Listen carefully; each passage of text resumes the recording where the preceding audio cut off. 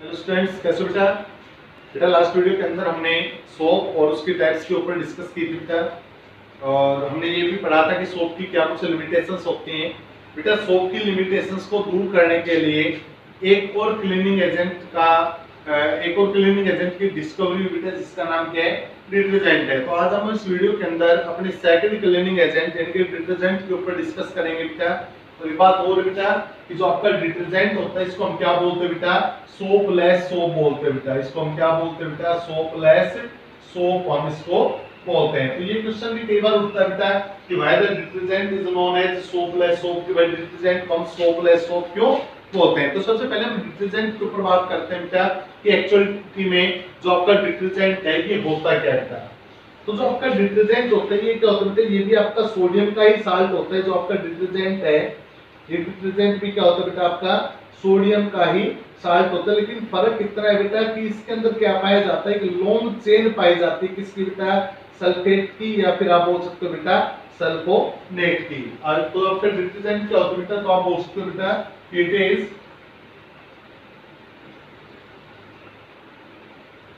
Sodium salt of long chain sulphate और sulfonate. क्या होता है बेटा डिटर्जेंट? डिटर्जेंट आपके क्या होता है बेटा? सोडियम का साल्ट होता है। जिस सोडियम साल्ट के अंदर एक लॉन्ग चेन पाई जाती है। किसकी बेटा? सल्फेट की, या फिर आप बोल सकते हो किसकी बेटा? सल्फोनेट की। अगर हम बात करें बेटा सोप की, तो सोप भी क्या होता था बेटा? सोडियम का ही साल्ट होता था। सोडियम का साल्ट होता था जिसके अंदर लॉन्ग चेन पाई जाती थी, और वो लॉन्ग चेन किसकी पाई जाती थी बेटा? हाइड्रोकार्बन की। ध्यान से सुनिएगा बेटा, ये हमने डिस्कस किया है कि इसके अंदर लॉन्ग चेन किसकी पाई जाएगी? सल्फेट की या सल्फोनेट की। जबकि सोप के अंदर जो चेन पाई जाती थी वो किसकी पाई जाती थी बेटा? हाइड्रोकार्बन की। आपको एक लंबी चेन मिलती थी बेटा।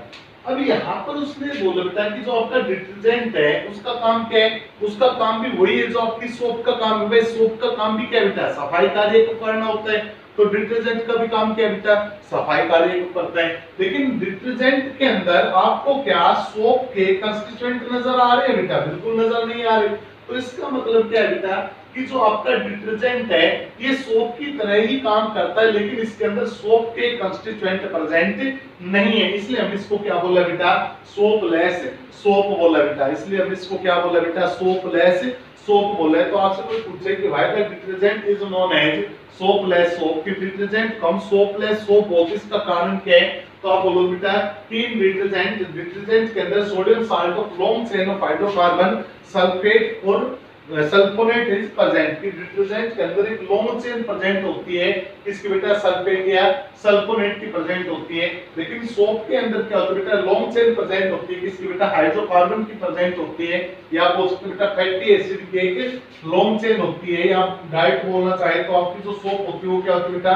Sodium salt of fatty acid. कि जो आपकी सोप होती है वो क्या होती है बेटा? फैटी एसिड का सोडियम साल्ट होती है। जबकि आपका डिटर्जेंट क्या होता है बेटा? सोडियम साल्ट होता है। किसका? सल्फोनेट या सल्फेट का बेटा। सल्फेट या सल्फोनेट का सोडियम साल्ट होता है। तो आप बोल सकते हो बेटा कि डिटर्जेंट के अंदर सोप के किसी भी प्रकार के कोई भी कंस्टिट्यूएंट शामिल नहीं है, लेकिन डिटर्जेंट सोप की तरह ही काम करता है। इसलिए हम इसको क्या बोला है बेटा? सोपलेस सोप बोला। इसलिए हमने डिटर्जेंट को क्या बोला बेटा? डिटर्जेंट हमने सोपलेस सोप बोला है बेटा। यहां तक क्लियर है बेटा? आगे हम बात करते हैं बेटा इसकी क्लासिफिकेशन की बेटा। What is the classification of detergent? तो डिटर्जेंट की अगर हम क्लासिफिकेशन की बात करें, क्लासिफिकेशन ऑफ डिटर्जेंट,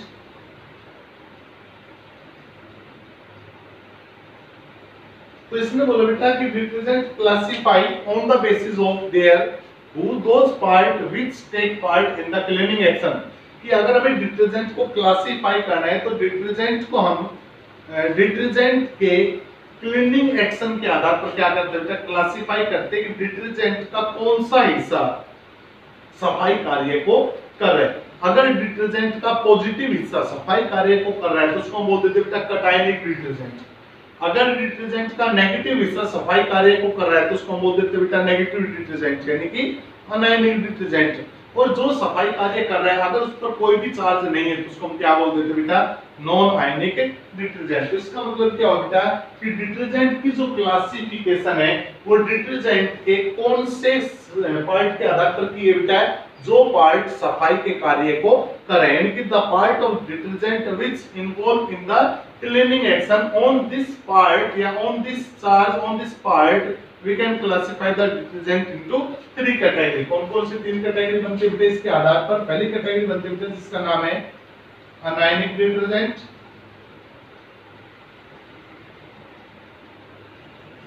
सेकंड बनती है बेटा कटायनिक डिटर्जेंट और तीसरी बनती है बेटा non ionic detergent.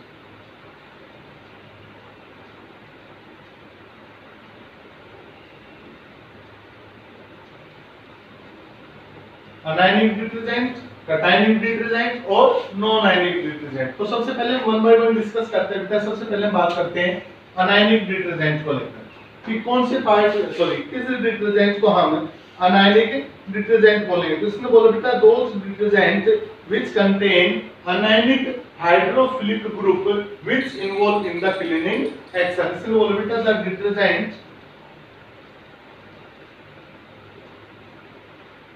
in which the detergent in which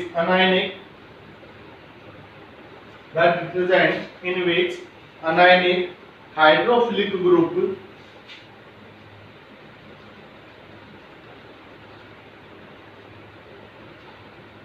the detergent in which hydrophilic group which is involved या हाइड्रोफिलिक ग्रुप इन्वॉल्व इन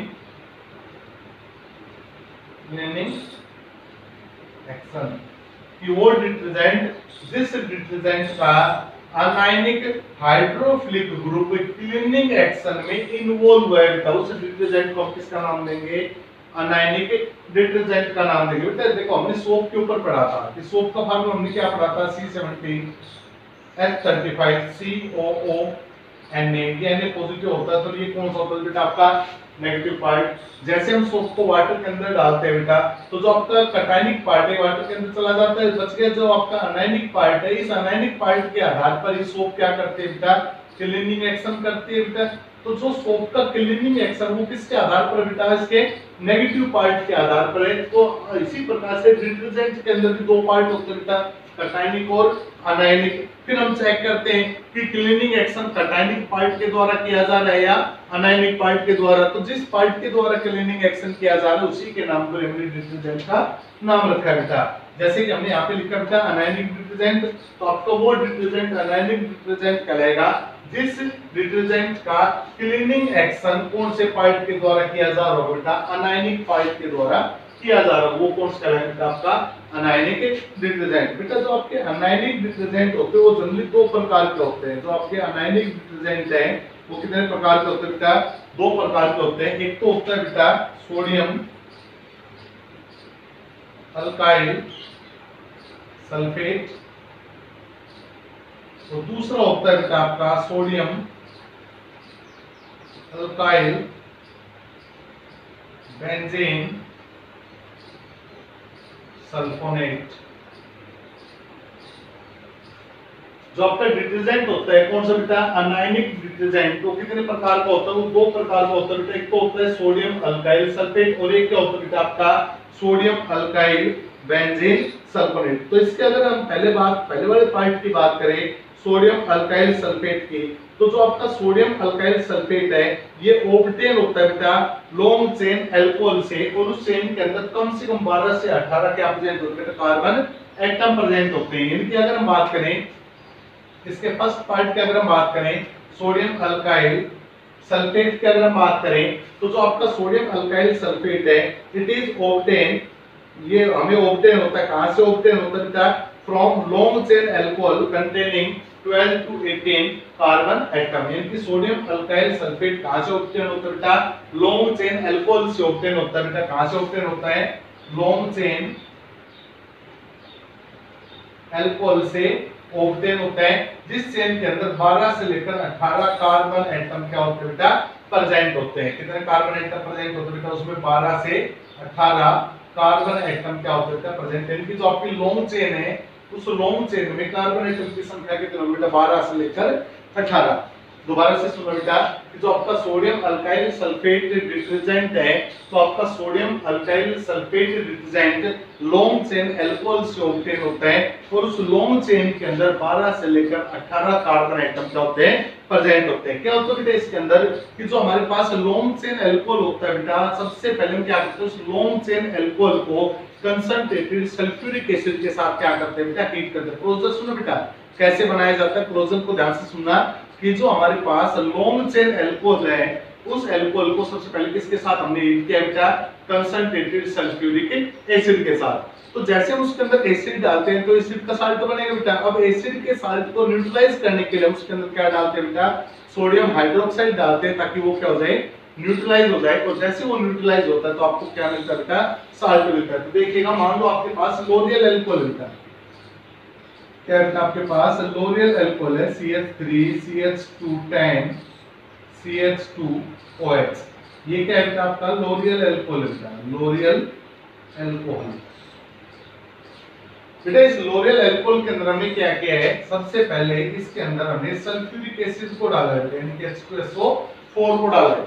जैसे लोरियल अल्कोहल के अंदर हम सल्फ्यूरिक एसिड को डालते हैं बेटा तो सल्फ्यूरिक एसिड के डलते क्या होगा बेटा जो आपका लोरियल अल्कोहल है वो सल्फोनिक साल्ट के अंदर कन्वर्ट हो गया इनके हाइड्रोजन सल्फेट बनाएगा। और क्या बनाएगा बेटा इसने बनाया यहां से CH3 CH210 CH2 और ध्यान से सुनो बेटा बेटा H2SO4 में से H2SO4 अगर इसकी स्ट्रक्चर की हम बात करें तो ये होती है इसकी structure S double bond O double bond O OH और OH। ये होती है बेटा आपके सल्फ्यूरिक एसिड के स्ट्रक्चर। बेटा अल्कोहल में से तो H और यहां से हो गया बेटा आपका OH तो वाटर मॉलिक्यूल क्या होगा बेटा यहां से एलिमिनेट आउट हो जाएगा, यहां से वाटर मॉलिक्यूल क्या होगा बाहर निकल जाएगा। तो जैसे यहां से वाटर मॉलिक्यूल बाहर निकलेगा तो यहां पर सल्फर की बॉन्डिंग फ्री होगी बेटा और यहां से ऑक्सीजन की बॉन्डिंग फ्री होगी बेटा। तो यहां से आपका क्या बनेगा यहां से आपका CH2 CH2 के साथ O लगा हुआ बेटा और O के साथ कौन लग जाएगा बेटा SO3H क्योंकि S double bond O double bond O OH और OH में से अगर एक OH चला जाए तो ये क्या बचता है देखो SO3 और H वो हमने यहाँ पर जोड़े। अब ये तो नेचर वो कैसा हो बेटा एसिडिक नेचर इसको न्यूट्रल करने के लिए हम क्या करते हैं इसमें अल्कलीज डालते हैं बेटा। मान लो मैंने इसमें क्या डाल दिया NaOH डाल दिया तो बेटा H यहाँ से OH यहाँ से वाटर मॉलिक्यूल क्या होगा एलिमिनेट आउट बचा कौन NaOH के स्थान पर आ जाएगा। तो ये बन गया बेटा आपका CH3 CH210 CH2 SO3 और यहाँ पर कौन आ गया आपका Na कौन आ गया यहाँ पर Na। बात समझ में आई या नहीं बेटा। तो ये किसका साल्ट बन गया बेटा ये बन गया आपका सोडियम का साल्ट। और ये कौन सा ग्रुप प्रेजेंट है बेटा इसके अंदर सल्फेट ग्रुप प्रेजेंट है SO4 ग्रुप। देखो बेटा ये रहा आपका SO4 ग्रुप इसलिए हम इसका नाम क्या रखा बेटा सोडियम।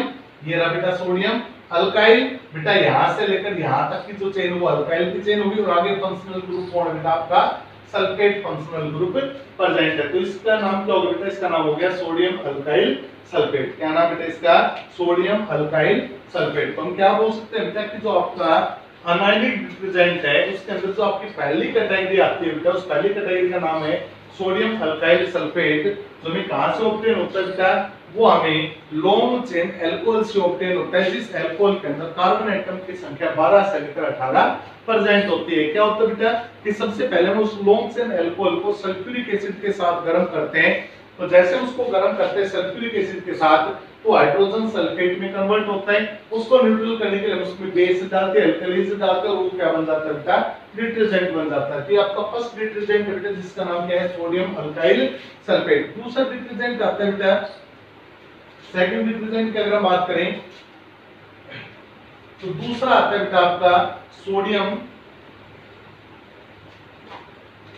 सेकंड इसी के अंदर अनायनिक डिटर्जेंट की सेकंड टाइप जिसका नाम है सोडियम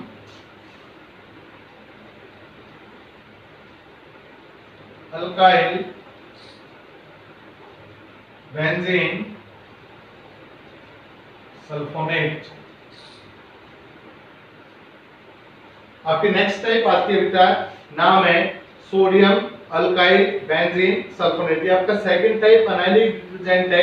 और इसने बोला बेटा कि ये जो डिटर्जेंट होते हैं ये सोडियम साल्ट होता है, किसका का sodium salt of long chain alkyl sulphonic acid की बेटा, लॉन्ग चेन अल्काइलिक सल्फोनिक एसिड की लॉन्ग चेन होती है। It is the sodium salt of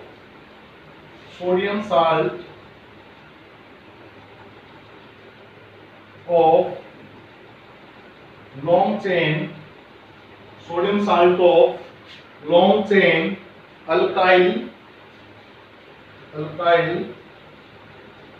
sulfonic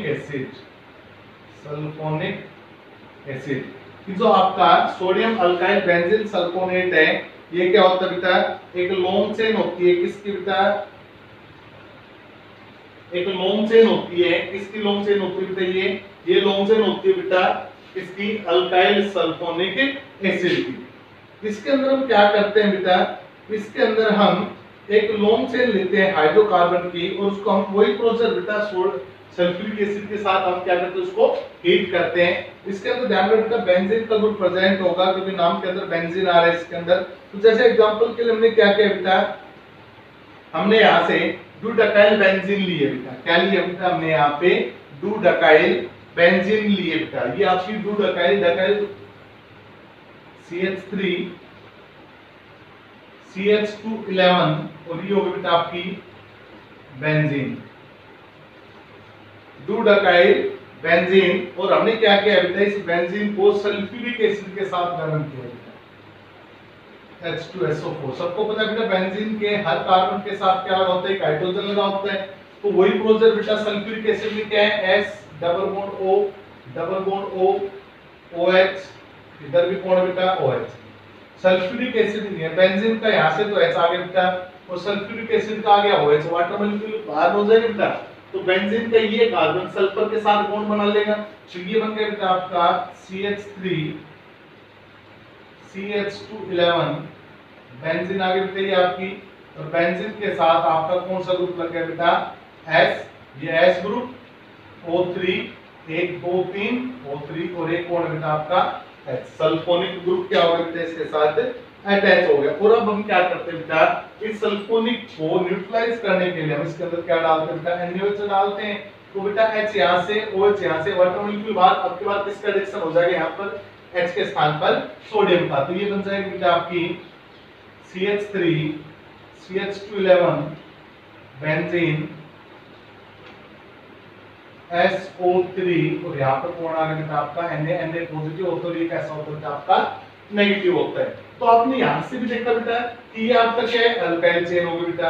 ये किसका साल्ट हो गया, सोडियम का साल्ट हो गया। तो नाम से क्लियर बेटा, सोडियम अल्काइल, ये हो गया बेटा सोडियम, ये हो गया अल्काइल। फिर आगे बेटा बेंजीन, ये देखिए बेटा आपके बेंजीन और फिर कौन बेटा आपका सल्फोनेट ग्रुप बेटा, ये रहा आपका सल्फोनेट ग्रुप। तो हमने इसका नाम क्या रखा बेटा, सोडियम अल्काइल बेंजीन सल्फोनेट। और एक बात ध्यान रखना बेटा कि जो आपका सोडियम अल्काइल बेंजीन सल्फोनेट है, जो आपका सोडियम बेंजीन अल्काइल सल्फोनेट है, it is mostly used in house hold. जितने भी घरों के अंदर डिटर्जेंट इस्तेमाल होते हैं वो कौन सा डिटर्जेंट इस्तेमाल होता है बेटा, घरों के अंदर सोडियम अल्काइल बेंजीन सल्फोनेट। और इवन बेटा जो अपना टूथपेस्ट होता है, तो टूथपेस्ट के अंदर भी कौन सा डिटर्जेंट का इस्तेमाल होता है बेटा, अनायनिक डिटर्जेंट का इस्तेमाल होता है। कोई आपसे पूछे कि which detergent is used in toothpaste, toothpaste में कौन सा डिटर्जेंट इस्तेमाल में लाया जाता है बेटा, आप क्या बोलोगे, अनायनिक डिटर्जेंट। तो यहाँ पे बेटा जो अनायनिक डिटर्जेंट है, इस डिटर्जेंट का जो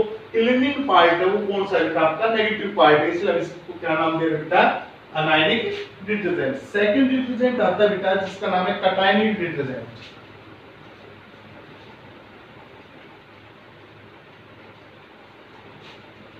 सेकंड डिटर्जेंट कटायनिक डिटर्जेंट, इनके अब के बाद जो क्लीनिंग पार्ट होगा वो किसके द्वारा होगा बेटा, पॉजिटिव पार्ट के द्वारा, पॉजिटिव चार्ज के द्वारा होगा, इसलिए हमने इसका नाम क्या रखा बेटा, कटायनिक डिटर्जेंट। और बेटा जो आपका पॉजिटिव पार्ट होता है वो जनरली नाइट्रोजन एटम होता है जो अमोनियम डेरिवेटिव से निकलकर आता है। तो हम बोल सकते हैं बेटा कि जो आपका कटायनिक डिटर्जेंट होता है उसके अंदर भी क्या होता है बेटा कि लॉन्ग हाइड्रोकार्बन की चेन होती है और उसके अंदर नाइट्रोजन एटम कैसा होता है बेटा पॉजिटिव होता है जो क्लीनिंग एक्शन में क्या करता है पार्टिसिपेट करता है। तो इसके अंदर हम बोल सकते हैं बेटा कि कटायनिक डिटर्जेंट क्या होता है बेटा हम बोल सकते हैं बेटा these are those detergents in which have long hydrocarbon chain and positive charge nitrogen atom which involve in cleaning action। Cationic detergent आपका वो डिटर्जेंट होता है बेटा जिस डिटर्जेंट के अंदर एक लॉन्ग हाइड्रोकार्बन की चेन होती है और उसके अंदर एक पॉजिटिव चार्ज नाइट्रोजन होता है और यही पॉजिटिव चार्ज नाइट्रोजन एटम क्या करता है बेटा क्लीनिंग एक्शन में पार्टिसिपेट करता है। तो उसको हम क्या बोलते हैं बेटा उसको हम बोलते हैं कटायनिक डिटर्जेंट। जैसे अगर हम बात करें तो अपने पास जो ये होता है कटराइल ट्राइमिथाइल अमोनियम ब्रोमाइड होता है, ये किसका एग्जांपल होता है बेटा ये आपका होता है कटायनिक डिटर्जेंट का। तो आप इसका एग्जांपल लिखना चाहते हो आप लिख सकते हो बेटा कि CH3 CH2 15 CH3 CH3 CH3 और ये तो आपका पॉजिटिव पार्ट है बेटा और बाहर पॉइंट बेटा आपका Br नेगेटिव। तो ये कौन सा डिटर्जेंट होगा बेटा ये हो गया आपका कटायनिक डिटर्जेंट। और लास्ट और फाइनल होता है बेटा आपका नॉन आयनिक डिटर्जेंट। बेटा वो डिटर्जेंट जिसका क्लीनिंग एक्शन पार्ट न्यूट्रल होते हैं जिसके ऊपर कोई चार्ज नहीं होता वो कौन सा कहलाता है बेटा आपका नॉन आयनिक डिटर्जेंट। कौन सा कहलाता है बेटा वो आपका नॉन आयनिक डिटर्जेंट। तो बेटा ये थी आपकी क्लासिफिकेशन किसकी है बेटा ये डिटर्जेंट की क्लासिफिकेशन है। बस आपको नाम याद रखना उसके एक एक एग्जांपल याद रखने बेटा। तो जैसे कटायनिक डिटर्जेंट के जो एग्जांपल आपके सामने लिखा है इसका नाम है cetyl trimethyl ammonium bromide. Cetyl trimethyl ammonium bromide. इसी प्रकार से एक होता है बेटा trimethyl cetyl ammonium bromide. Trimethyl cetyl उसके अंदर क्या होगा बेटा 17 कार्बन की चेन हो जाएगी।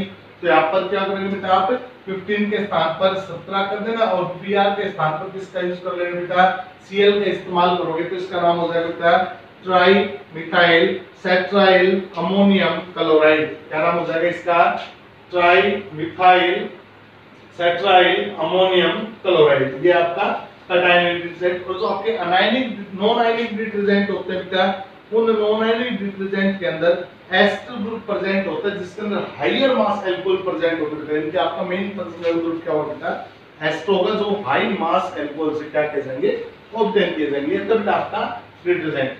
बात करते हैं बेटा cleaning action of soap and detergent. वैसे तो आपने अपने जो पीछे की जो क्लासेस थी उनके अंदर इसके क्लीनिंग एक्शन के ऊपर तो डिस्कस किया था बेटा कि how the soap and detergent पर तो फिर भी मैं उसके लिए थोड़ा सा रफली बता रहा हूँ, ज्यादा कुछ बताने की जरूरत नहीं है उसमें। सबको पता है बेटा कि जो आपकी सोप होती है उसी प्रकार से आपका डिटर्जेंट भी सफाई कार्य करता है। कि जो आपकी सोप होती है उसके फार्मूला मालूम मैंने यहाँ पे लिखा बेटा सोप का फार्मूला मैंने लिखा C17 H35 COONA। यहाँ पर Na पॉजिटिव और ये कैसा होता है नेगेटिव। बेटा जो आपकी लॉन्ग हाइड्रोकार्बन चेन उसको मैं जिगजैग के द्वारा शो करूं। ये जिगजैग चेन आपको किसको शो करे बेटा हाइड्रोकार्बन की चेन है और ये आपका O नेगेटिव पार्ट है बेटा। ये जो आपका O नेगेटिव पार्ट है ये आपका कौन सा पार्ट होता है बेटा हाइड्रोफोबिक और ये कौन सा पार्ट होता है बेटा आपका हाइड्रोफिलिक।